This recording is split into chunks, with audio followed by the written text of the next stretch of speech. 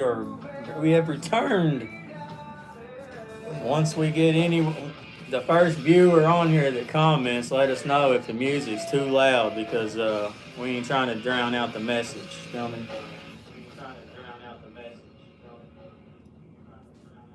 That was wild. Oh, I gotta shut the. Yeah, I know what I'm doing here. Hey man, we're learning. We're growing with Yeah, y'all. we're growing as we go. We'll figure this Actively out. growing with you guys, man. Oh, shut the sound off. Well, I just might not. I'm just not going to be able to. Yeah, you'll have to read the screens. We'll read the yeah. screen and we'll just comment live because I want that music playing. I don't know about you, but I like that music. Yeah, man.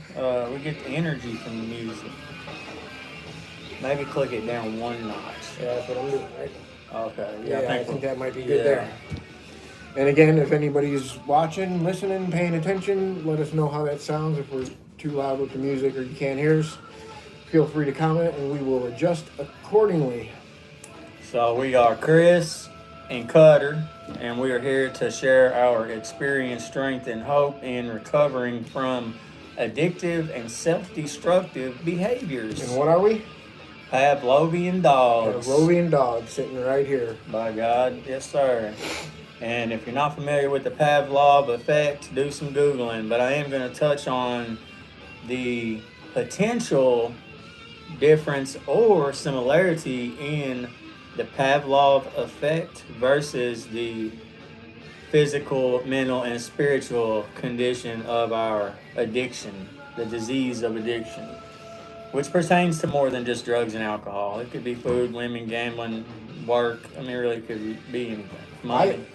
I honestly believe that the AA way of life, if everybody followed the AA way of life, this world would be 100 times better. That's a simple design for living that allows us to grow on a daily basis and have what's it called, love and tolerance for all people. Yeah, and I think that's what so many people get hung up on about the program. AA, NA, CA, HA, whatever A you got after your thing. Yes, we're there because we're addicts and we need help because addiction is destroying our lives. But it's not. It's so not about just the drugs and alcohol. It is so much more. It's like you said. It's a spiritual way of living, and when you get that spirit, and you start living under those principles, it just makes everything fall into place. I mean, I don't know any other way to describe it than just everything falls into place when you're doing the right thing. Everyone wants to put a label on their success in recovery based on the amount of money and things they can acquire, right? And it says very clearly in our literature that once we align spiritually, the material works itself out, Absolutely. So, and that instant gratification, there's no instant gratification in the world of AA, and that's what we crave. We crave that instant gratification. It's one of the reasons we get high. It's one of the reasons we self-destruct and do destructive things. The gratification comes, but it's a slow gratification. It's in the end, I don't know any other way to say it than that. Yeah, and we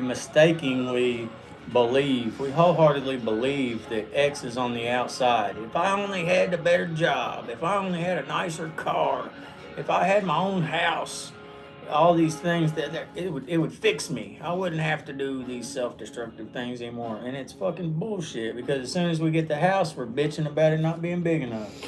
We got a suggestion from Marla. She's saying we should talk about how recovering addicts deal with change. That's a big one, and we're in a blessed position to be able to experience this on a regular basis, not only personally, but as anthropologists watching other individuals that have to deal with this change. And we don't like change. We're by terrified nature, of change. Absolutely. By nature, we do not like change. And we have the saying. What's the saying that we have? Dealing with life on life's terms. And I mean, that's what it's all about, is how do you handle the day-to-day stressors of being a human being on this planet, living your life. So let's break that down. Why do we have a hard time accepting change? Okay. Probably because we think we're fucking God and shit should go our way, and we don't even a little bit believe that everything happens in God's world for a reason. So basically, when we say we don't agree with this change right now, we're saying we don't agree with God's plans for the world and the people in it, you know? Yeah. We know better than God. And it's part of the illness, and unfortunately, it's very binding. It's one of them things that takes a lot of desperation of drowning men to even be willing to look at shit from a different angle. Well, I mean, and that's why the program works in steps, you know, and why you can't skip steps, why you can't, you know, there's a progression to recovery, and it's built by design. It truly is. Because you know the willingness, the acceptance, you know, the very first step is acceptance. Yes, I am an addict. I have a problem. But it's so much more than just saying it out loud. It's. So I'm guilty. Well, I don't know. I wouldn't say guilty.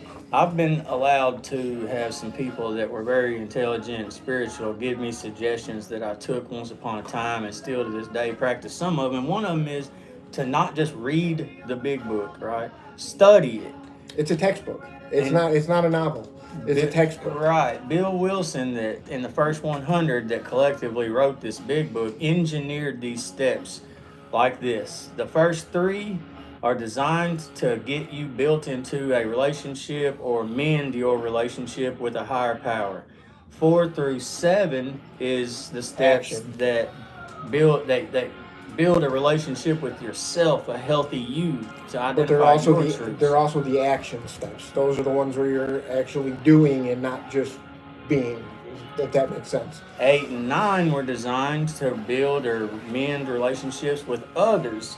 Then 10 maintains self, 11 maintains God, 12 maintains others. Like it's Bill Wilson was very intelligent, and that big book is definitely engineering marvel. Absolutely, for and spirituality. it brings together with the doctor's opinion. Why am I drawing a blank on the Bob, Doctor or Bob? Silkworth, which one? Well, both of them. To be honest, I mean, it brings the medical into the spiritual. Silkworth, yeah. Yeah. Yeah, and so there's a line in that doctor's opinion, if you will, that he wrote that says the sensation, well, men and women drink essentially because they love the effects produced by alcohol. This sensation is so elusive that while they admit it is injurious, after a period of time we cannot differentiate the true from the false. And that is me, boy. My mind got so caught up in myself. I don't even know how to describe it, bro, that I would bullshit myself and believe it. My sponsor called me out on it this fucking morning, by God. Yeah, and I mean, there's that saying, your addiction is out there doing push-ups in the parking lot, waiting for you to walk out the door. I'm sorry, I don't agree with that. He's sitting right next to me, tapping on my shoulder every minute of every day, trying to get in there, and that's just the way it is. That's real. And here's a simple example this morning of how my mind fucking defeats me, right? I have not called my sponsor in a couple of days. I did send him text messages like, hey man, hope you had a good day, just checking in, let him know I'm good or whatever. But I didn't call him. And then yesterday I didn't call or text at all. We had a hell of a day and, whatever. So this morning he calls me and he says, why haven't you called? And I said, well, I figured you was busy, man. I didn't want to bother you. And he said, you're full of shit, bro. He said, that's the biggest bunch of bullshit I ever heard. And then I thought, oh, man, I am full of shit. Like, I did totally just went into his head, thought his thoughts, and then believed them to be true. When Playing God. There you I go, was playing like, God. yeah, and he was like, you're full of shit. And I was like, damn it, I am, man. Mm-hmm. I said, I'm sorry, I didn't see it. What's up? Who was that? Jeff. Oh. Love you, Jeff. But yeah, so it's that simple. It's that simple. That's how my mind, I'll keep it on me. That's how my mind works. This disease, it tricks me, and I believe it. And I mean, it is so hateful the way my mind tries to trick me, man. I'm not as funny as that is. I mean, but it's the truth. I mean, I can talk myself in. I can talk myself out of anything good and everything bad. Yeah. With one thought, Yes, one word, bro. one picture in my head, and it's off to the races, man. And that's what this is all about: is how to deal with those so you don't go off to the races. The starting gun never goes off. You know what I mean? If you So here's how we deal with it. Like right now, our energy transference right here, we're trying to give back to you guys, right? And helping others. This makes no sense. Just like think about this. What I'm about to say makes no fucking sense, but it is 100% true. You would think in order to grow or fix yourself, you would have to focus on you, right?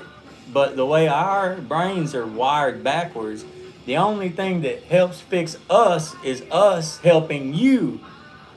Tell me how that you would think if I need to help my damn self, I better do this, I better do that. No, it don't work with addicts and alcoholics. If I'm getting sick, I need to find someone else and help them. Then it fixes me. That shit's crazy. absolutely crazy, but it's the truth. You told a story at the meeting earlier about last night. You know, and if it's okay, I'll tell the story. So he was out last night, and you know, he wasn't doing anything. He was just out hanging out with a homegirl, having some fun. You know, nothing torrid. But it gets around 11 o'clock, and I look at my phone, and I think to myself, man, Chris ain't back yet. I'm just gonna shoot him a quick text here. You okay? And then you take it from there. Yeah. So, and then when he sent that, I thought to myself, because I'm constantly self-appraising now. I got to practice this way of life in order to find the solution and not be sick. I thought to myself, look at me co-signing my own shit about, fuck, what's 15 minutes gonna hurt? What if I'm 15 minutes late? What's that gonna hurt? And but in the God's honest truth of it, that's me. That's my stinking thinking. That's the disease manipulating me in my own voice to believe my own bullshit. But he is the only person that could get the town drunk sober was the other town drunk. So he can see through my bullshit that I can't see my goddamn self. And so he's like, yeah, you're basically on your bullshit is what I've got from when he said, are you okay? It's basically what I got. I was like, oh, fuck, I am on my bullshit. Damn it, you got me this time. So I was like, yeah, I'm pulling in the driveway, man. So I was a few minutes late, but I was on my way thinking to myself, well, fuck it. What's 15 minutes, And that snowball effect happens after that. And you know what I mean? And if that text hadn't come through, I would have been on my bullshit. You'd have been on your bullshit. Yeah. And who knows where that road could have went. Thankfully, gratefully, you're sitting next to me now. We're good, but I mean, if I would have been driving, bro, I'd have been here on time. You feel me? So life on life's terms, I understand that part. But when I realized that I was going to be a few minutes late, that's where my mind went. Well, fuck, what's 15 fucking minutes? Right. What's the big deal? But it was wrong. But yeah, so that's how it works, man. Yeah, he's got to help me, man. I've got to try to help him. He helps me We're trying to help you guys. That's what we do. That's why we're here. That's what we're doing, guys. Sorry for that. We lost our. Oh no. We lost one feed, but we're still kicking. Here we go. We're still in there. Here we go. All right, we're back. What do they call that? Oh man, I don't remember now. But so, if anybody out here messing with us, can we get some comments, some feedback? How's everybody doing in their recovery? Let me ask that. Is there anyone struggling with the solution to the disease of addiction and self-destruction? Anybody? No, we got. I agree with you guys. You guys rock. Thank you very much. We appreciate that. Let's see. Yeah, that's where we're at. Hey, a stay of, what we are allowed is a daily reprieve contingent on the maintenance of our spiritual condition. And basically what that says is you get a stay of execution. You won't be executed today by this disease if your spiritual condition is in order. So that's what we do, whatever that takes. Sometimes I get sometimes I want to climb up the wall, bro. Like when shit's going too smooth, you know how you just want to climb the wall over it, Mm-hmm. What I do, I grab the pull-up bar and go rip some pull-ups, or I'll drop down and do, push-ups till I can't push up no more. Like I'll snap myself out of it. when it starts affecting me physically. Or hit a meeting. I mean, Meetings. I don't know how many times I've sat here, I'm just not going to go tonight. What's the big deal? One meeting, no big deal. I'm just going to sit here and watch TV. I don't want to get up. I'm tired. I had a long day. Da da da da da da. Yeah. And the minute I get up and go and I get into that meeting and I think to myself, this is where I should be. This is why I'm here. And when you don't want to go to a meeting, then you need to go to a meeting. Yeah, then when you get there, you hear some shit that really hits you, and you're like, oh, god damn, they're right. Fuck, Yep. I am like that. Shit. Oh, there's God jumping in there. Yeah, like, oh, there's a reason why I showed up here, god damn it. Yeah. But, yeah, it's good shit, man. But, yeah, I appreciate everybody joining in. This is Chris. This is Cutter. We're Pavlovian dogs. If you don't know what the Pavlov effect is, look it up. It's basically how our brain gets rewired from making accurate, self-appraised decisions to being impulsive and turns into compulsive. And then you're fucked. You're just doing shit on a compulse, and you don't really have much say Autopilot. in it. Autopilot. And you don't want autopilot taking over, man. Eyes open in the morning and the compulsion to use hits. Boom, I gotta find it, I gotta hustle it, I gotta get it, I gotta do this, I gotta do that. Who do I gotta lie to get a ride across town today? Who do I gotta manipulate for $20? That ignorant old shit we all go through. So we got a comment from Marla. Been dealing with that. Been that way since last night. Can you tell us a little more, Marla? Yeah, man, let's share some experience if you can give us a little more than that. In the meantime, here. In the meantime, we're grateful to be able to get out here and reach out to you guys. For real, this is a God thing, man, because if we was stuck in ourselves, we would never be selfless enough to try to help you guys. She said wanting to climb the walls. Okay. Yep. That's natural. It's a natural thing. You know what the solution to that is, but you're kind of covered up with it right now is helping someone else to get outside of yourself. But when it starts affecting me physically and I'm anxious and stuff like that, I've got to do something physical. Go for a walk. Get out in the sun. That sun's some medicine. You feel me? Sit here and watch our video. Yeah, right. You can listen to how crazy we are and be grateful you ain't that crazy. You feel me? Nah, man, but it's just, and normal people have bad days too, man. I gotta tell myself that all the time, man. Absolutely. When I'm fucking going through it, I'm like, fuck, normal people go through it too, bro. Chill out. Everybody goes through it. That's why this, it's just about the way we think and the way we look at ourselves and the way we deal with situations. Think about the mental blank spot. You know what I'm saying? Like, there will be no mental defense against the first drink. That shit got me this last time. Like, I didn't even see it coming until I was beating my head against the wall.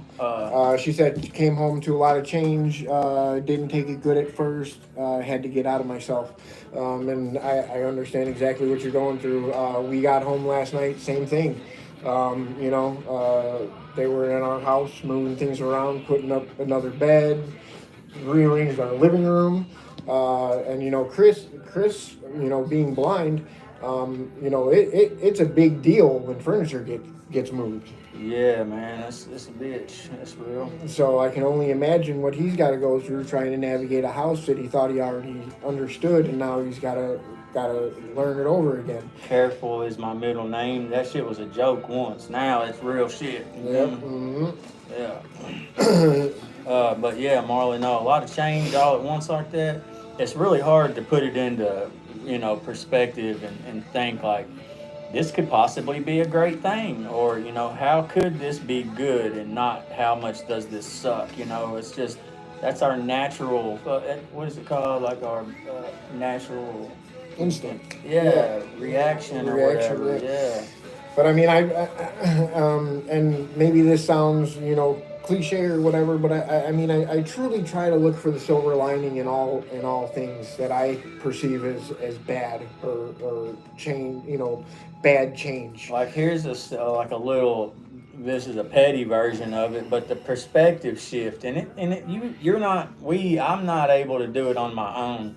It takes fucking with him. It takes talking to a sponsor. It takes talking to people that I know are actually about their recovery, for them to even just say an accidental sentence and me to see something from a different way. But like, for example, we our schedule, you know, we leave at X time, we do this, whatever, you know, on a fucking schedule. Well, then something happens and throws it off, and instead of looking at it like, well, fuck, we're gonna be late. Yeah. I Late look for at it what? like, yeah, right. I What were we look gonna at be it, late for? and we still think that we're gonna be fucking late. Instead of looking at it like I'm gonna be late, I look at it like, well, hell, we just got bought 15 minutes. You know what I mean? Yeah. Like, yeah. Mm-hmm. But I mean, yeah, seriously, I got. He's speaking specifically about a situation that happened after class yesterday. We thought we were going home at 3:30, and last minute they throw at us. Oh, we're here till 4:30 today, guys. We got to do a deep cleaning before we head home. And yeah, like you said, we're stressing. We're gonna be late. Late for what? What were we coming home for? And we're honestly, late to come home and watch TV and make something to eat.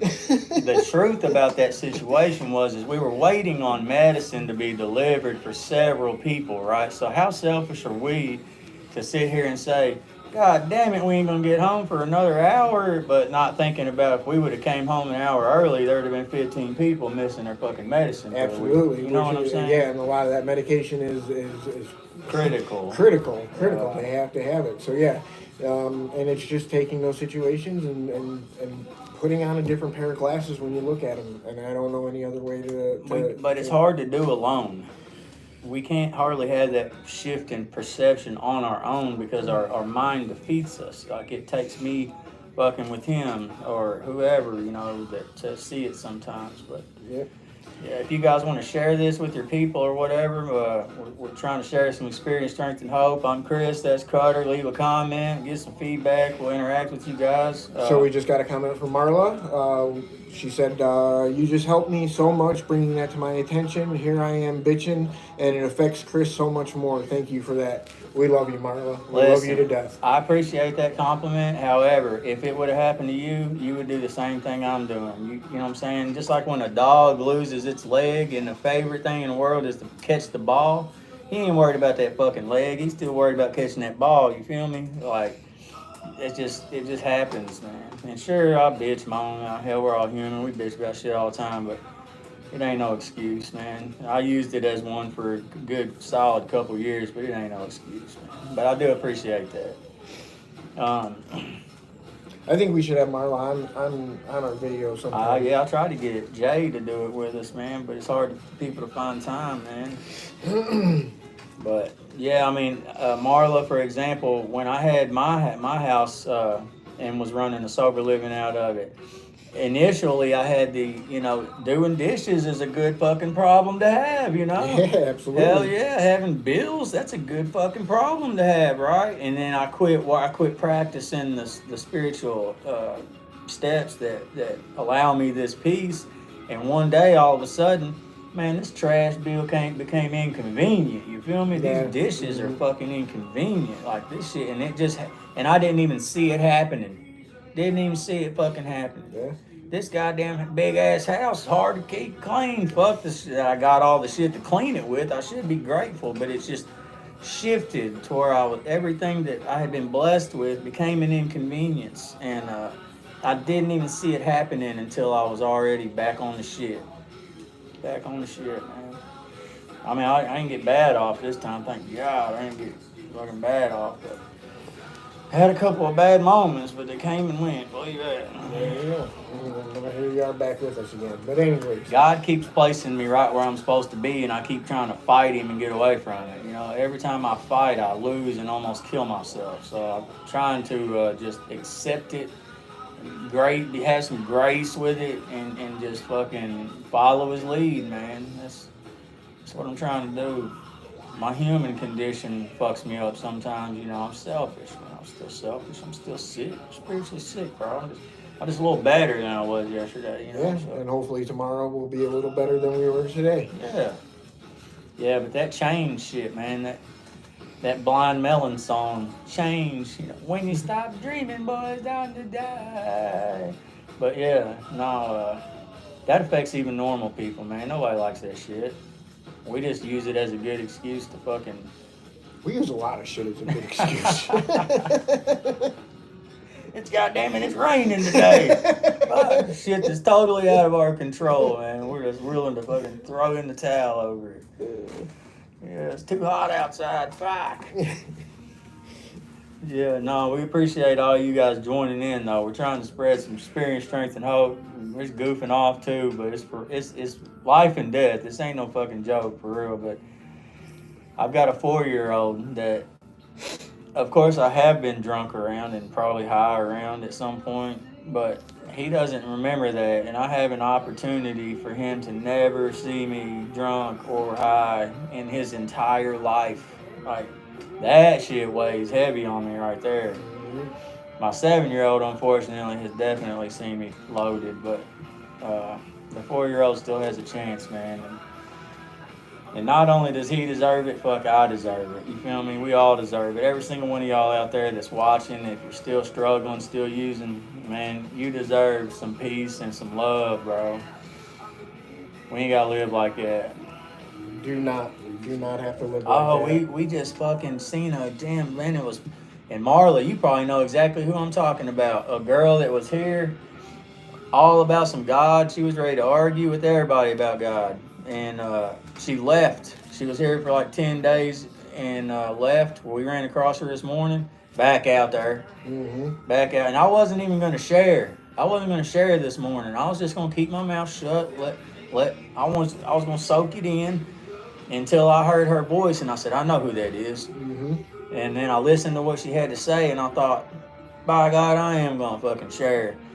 And so I'll tell you guys in a nutshell what I shared after I heard her saying that she went back out and got high and was having a hard time on the streets and was almost back all the way in the old life. And I was like, by God, the fucking answer is right in front of your face.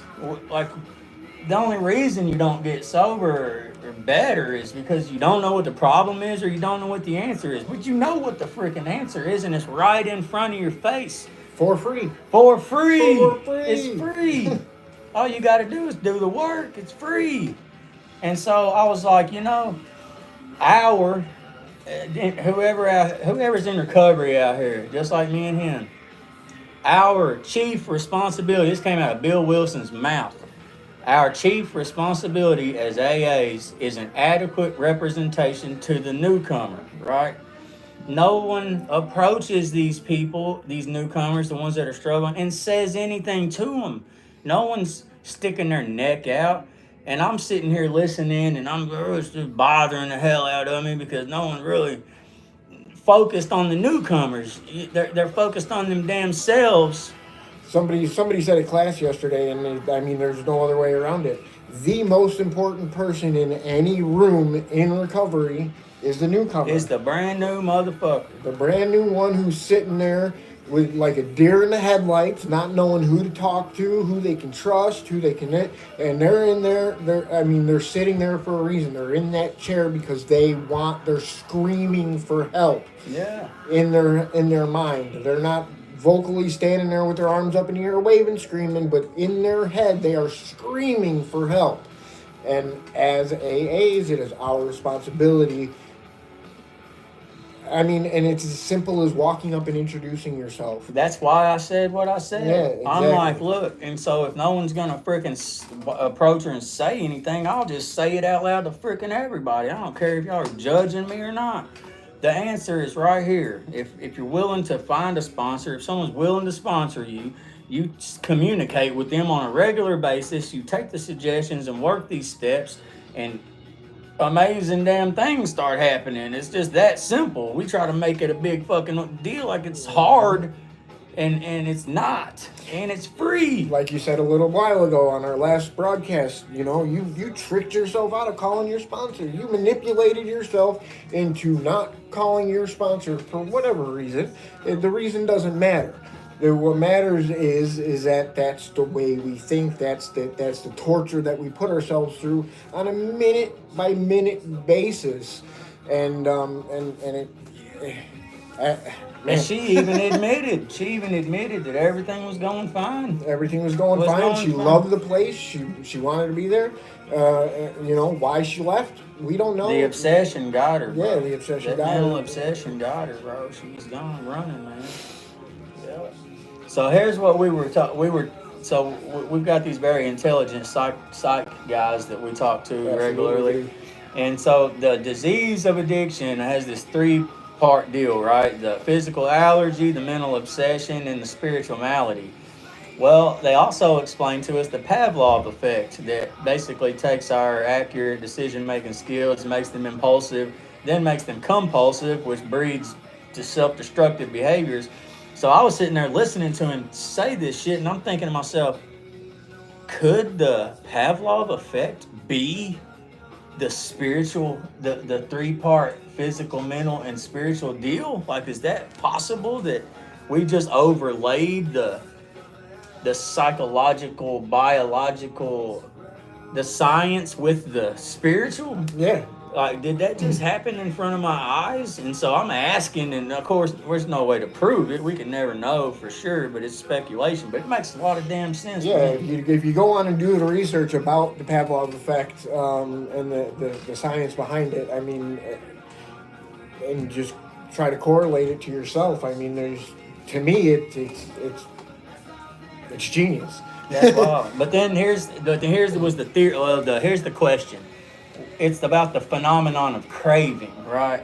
There's no way to scientifically measure this. You know what I'm saying? Because a phenomenon is an unexplainable event. There's just no way to figure it out. Well, I mean, and it's not just addicts who have the phenomenon of craving. It could be anything: money, sex, power, status, all of those things. You know, everybody craves something.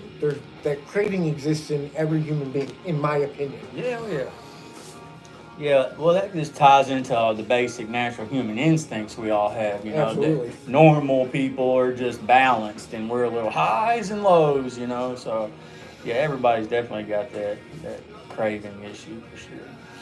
Like children, you know, you see them at the dollar store checkout line. They're wanting that candy bar like a mother. You know, they're craving that bitch bad. You know, but it's just natural human instinct, man. But yeah, that was wild, dude. To have seen that visual in my head when they were talking about that shit, I was like, man, could we have just totally put science with spiritual shit all and intertwined it? Has anybody got any comments on that, bro? What y'all think about that? Any scientists out there, rocket scientists with us right now? I'm sure most of y'all think we're crazy and y'all have it all figured out. No? You know, Look at me judging, bro. Look at me judging, bro. That's wrong. Wait, I don't have it figured out? I thought I had it figured out. God damn it. This motherfucker. Can we get some feedback? Have y'all shared this with your friends? Are we making y'all sicker or better? Are we helping or hurting here? What are we doing? I'm sure everyone's at ease knowing that they're not quite as out there as we are.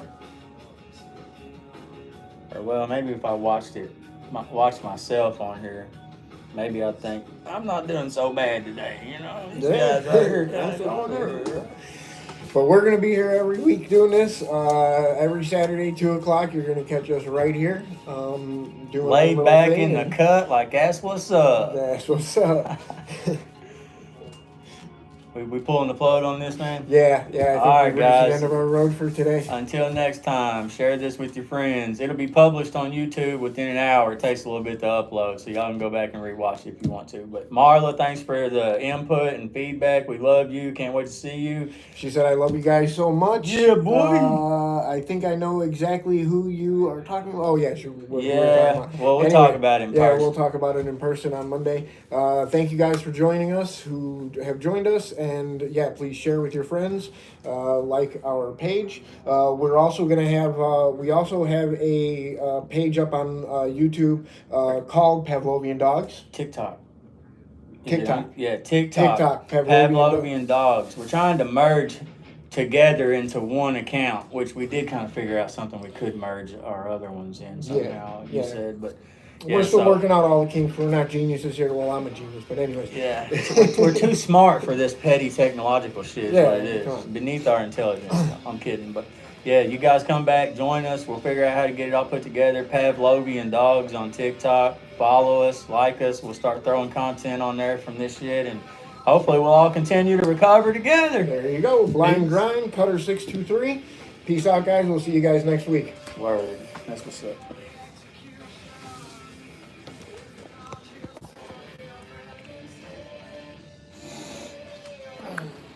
Here, I can't tell what the hell I just Gotcha. did. You're good.